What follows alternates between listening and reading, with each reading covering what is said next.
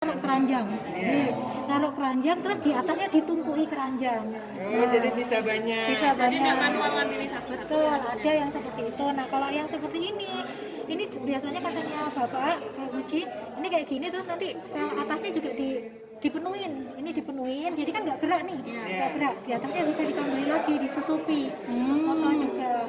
Kata beliau ini bisa sampai 60 botol sekali jalan. Sekali ngukus ya. Sekali ngukus sterilisasi 60 botol kata beliau. Itu ini kan autoclave skala rumah tangga ya. Jadi ini autoclave-nya manual pakai kompor. Nah, Berapa lama Mbak? nah ini setelah ini kan ditutup nih, ditutup ini. Nah, ini saya contohkan satu aja nih. Dikunci sampai seret, sampai rapet. Nih, Ya ini. kayak Presto. Betul, kayak presto. Nah, terus nanti dihidupkan ininya, terus dia kan kayak apinya, kompornya nih. Nah, terus nanti kan dia kan naik nih, suhunya umap kan, umap kan biasanya 100. Nah, terus ditunggu sampai 121, dia otomatis ini naik juga tekanannya naik sampai dia 121 di sini. Kalau sudah 121 ini dikurangi, tapi jangan dimatikan, dikecilin selama kurang lebih 3 sampai 5 menit. Dilihat dikecilin, oh dia kalau misalnya jatuh banget ditambahin lagi, pokoknya dia sampai stabil di 121, nggak naik lagi. Nah, stabil di 121 udah dibiarin selama 25 sampai 30 menit. Nah, itu proses sterilisasi ya sebetulnya. Yang lama itu naikkan tekanannya, naikkan suhunya, sama pas nurunkan lebih lama lagi. Naikannya cepat, nurunkannya lebih lama lagi karena di dalam kan tekanan tinggi, panas dan tekanan tinggi. Okay. Nah, kalau sudah tadi 25 sampai 30 menit, setengah jam udah selesai, dimatikan. Langsung apa pelan-pelan? Dimatikan langsung. Nah, dimatikan langsung dia kan turun. Ini turun sampai habis. Kalau sudah habis baru boleh dibuka. Kalau enggak, dol. Ini karena tekanannya tinggi di dalam. Nah, katanya Bapak beliau betul kayak presto Bu. Nah, kata Bapak tadi seandainya pas lagi buru-buru banget ini Mbak, mau cepet selesai, gimana caranya? Ini ada klepnya di sini. Klepnya ini fungsinya untuk mengeluarkan tekanan uang. Jadi gini, jadi membantu untuk lebih cepat. Betul. Nanti kalau sudah selesai dibuka, udah jadi medianya ya kan. Karena tadi kan cair ya, karena panas cair lagi kan dia, tapi begitu sudah selesai kita taruh di rak kultur seperti itu. Ini media yang sudah jadinya. Nah, ini dibawakan contoh media yang sudah jadi. Kalau sudah jadi dari autoclave, ditaruh di ruang kultur, ditaruhnya posisinya seperti ini nggih, bukan berdiri. Ya kan? Nah, miring karena kan juga bisa miring, ada agak gini. Ini di anunya kan ada pinggirannya nih. Nah, ditaruh di pinggirannya gitu. Nah, jadi posisinya nanti medianya jadinya seperti ini. Nah, medianya itu setelah selesai dipakai apakah setelah selesai diotoprak apakah bisa langsung dipakai? Tidak, ditunggu dulu. Setelah sudah dingin pun itu tidak bisa langsung dipakai. Kita biasanya nunggu 5 hari atau seminggu atau minimal 5 hari. Kenapa? Karena kita nggak tahu, kita bisa saja error. Betul, bisa saja error ini sudah di sterilisasi kayak gimana, tapi kan kita nggak tahu karena kayak bakteri, jamur kita kan nggak kelihatan deh. Betul. Nah, jadi kita tunggu. Kalau misalnya sudah 5 hari, biasanya spora jamur itu dia berkembang dan baru kelihatan tuh 3 hari biasanya. Jadi setelah 5 hari aman. Kalau nggak kontak itu bisa dipakai. Kalau melihatnya dia terkena jamur aja, Dilihat medianya dari seperti apa Mbak? medianya ada putih-putihnya kayak kena jamur itu. Iya. Berarti kalau yang ini oke. Oke, gitu. Ready Udah untuk dipakai. Betul. Itu kok ada kayak agak itu apa? Ini jernih ininya kok ada di ini sini. kemarin nyoba pakai kentang gitu. Pakai kentang. Ya, jadi saringan kayak tadi kan nggak yang bener-bener halus gitu ya. Jadi ini kayak endapannya. Nggak masalah berarti ya? Nggak masalah. Oh, iya. Selama tidak kontam medianya. Iya. Jadi selama medianya aman itu bisa dipakai. Mbak, kadang saya pernah lihat ada yang warna hitam itu Bisa pakai arang mungkin ya. medianya warna hitam. Oh, memang ada ya? Ada. Beda lagi komposisi. Beda lagi macam-macam kan karena kita benar-benar memang di kultur jaringan itu terutama modifikasi media. Jadi kita coba-coba sendiri. Oh ternyata pakai ini bagus, ternyata pakai ini lebih bagus.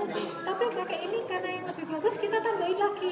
Ternyata kebanyakan itu malah bikin tanamannya mati misalnya. Nah itu di kultur jaringan itunya yang harus tiap tahun tiap Otak-atik. ada aja otak-atik baru lagi ternyata komposisi media pisang kan gampang Ya, teroksidasi. Teroksidasi. Gampang browning. Arang Mbak. bisa juga betul. Terus ada lagi kira-kira saya jelasinnya kurang lebih sampai sini mungkin ada yang ditanyakan. Sudah jelas ya. Prinsipnya gampang kok bikin media itu. Ya cuma ya kayak bikin agen-agen tadi. Apa? Apa Mbak? Yang harus Omniva. Prospek. Oh, prospek. Itu gampang kan Bu bikin media itu gampang cuma kayak bikin agar-agar toh. Nggak bikin agar campur Mas sterilisasinya itu yang baru diberitahu. Oke, sama itu tadi coba-coba sendiri komposisi media itu yang tantangannya di situ. Oke. Mungkin kurang lebih itu dari saya.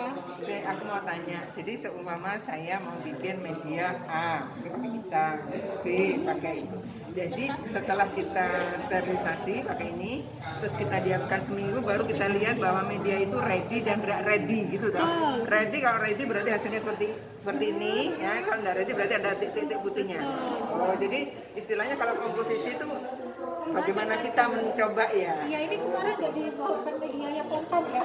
Jadi Ya, kalau nggak apa-apa. kontan tuh kadang ada item-itemnya gitu kayak bener-bener kayak jamuran gitu loh Bu, jamuran.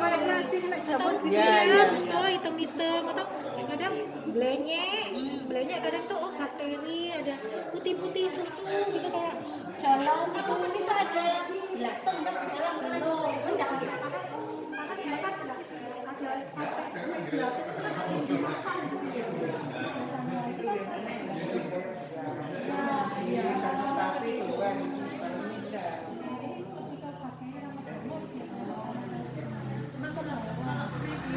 Ada yang tebar pertama ya kan ada macam-macam tebar terus nanti bisa lagi itu sama semua. Kayak gini semua. tergantung apa batunya sebenarnya. Nah makanya Oh, kita iya, mendalami lagi pada saat tebar itu kira-kira yang dibutuhkan tanaman itu apanya yang bisa lebih ditekankan ya? betul. Lebih ditekankan untuk memecah bagaimana tanaman ini bisa berkecambah kan kalau tebar. Jadi kira-kira butuh bahan organik yang seperti apa. Nah kalau misalnya di kampus di akademisi kan ada kayak jurnal penelitian, kita selalu mengacu pada itu biasanya. Kita baca-baca, oh ternyata yang kalau tebar itu butuh bahan organik ini. Kalau ini tadi untuk apa Mbak? Tebar. Ini tadi perbanyakan aja, sudah jadi. Oh, jadi yang dipisah-pisah yang isinya jadi 30 itu yang terakhir atau Bisu. Bisa ya. Tapi ini bukan untuk tebar. Ya. Beda lagi. Beda lagi macam-macam kok Mbak, macam-macam. Dan nggak cuma satu jenis media, misalnya media untuk tebar ini fix ini enggak bisa gitu. Jadi ternyata ada bahan lain yang bisa menggantikan atau fungsinya sama yang bisa lebih mudah didapat gitu. Bisa pakai yang itu. Kan kalau kayak kita ya, memang kita bukan basicnya bukan pertanian, nggak tahu gini-gini. Nah kalau untuk sekolah rumah tangga kan kita berharapnya kalau ikut pelatihan gini, Mbak ini loh, ini buat tebar, ini buat ini. Jadi kalau kita disuruh cari jurnal penelitian lagi kan nggak kita meneliti. Maksudnya harapan kita kan Siap juga dan siap dipakai. jadi siap kita aplikasikan gitu Mbak. Bagaimana Mbak Haili? Bisa nanya juga ke Iya.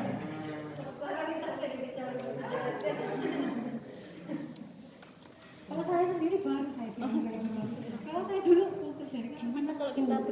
sama mbak.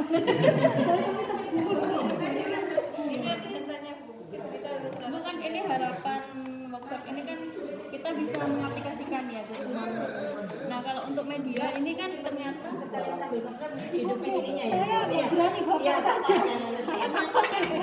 untuk yang media untuk sebar, media untuk musuh itu kan juga.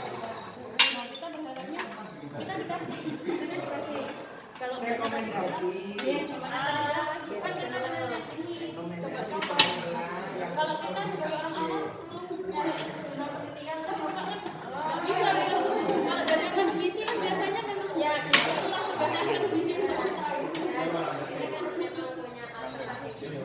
Nggak, itu aja dikendori dulu. Itu aja dikendori. Nah, gitu. Terus dikendori dulu semua. Ini kendori. Nah. Ya.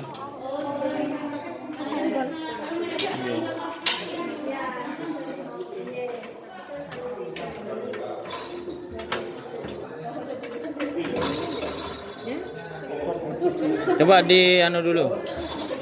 Dikeluarin, dipasin. Nah, dipasin. Nah, ya. Kemudian mau didapatkan?